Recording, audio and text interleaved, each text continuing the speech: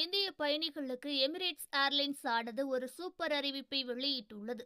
இனி விமான டிக்கெட்டை ஒரே தவணையாக பணம் செலுத்த வேண்டிய அவசியமில்லை. இஎம்ஐயில் டிக்கெட் முன்பதிவு செய்யும் வசதியையும் அறிமுகப்படுத்தியுள்ளது.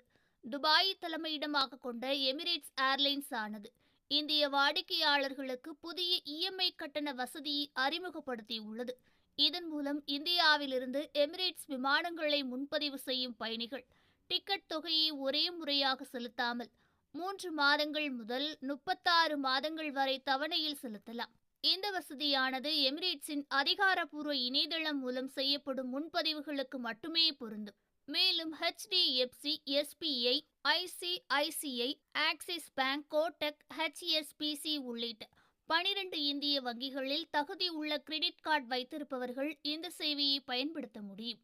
எமிரேட்ஸ் நிறுவனத்தின் இந்தியா மற்றும் நேபாள துணை தலைவரான முகமது ஷர்ஹான் இந்த புதிய இஎம்ஐ வசதி இந்திய பயணிகள் தங்கள் பட்ஜெட்டுக்கு ஏற்ற வகையில் உலகம் முழுவதும் பயணம் செய்ய உதவும் என்று அவர் கூறியுள்ளார்.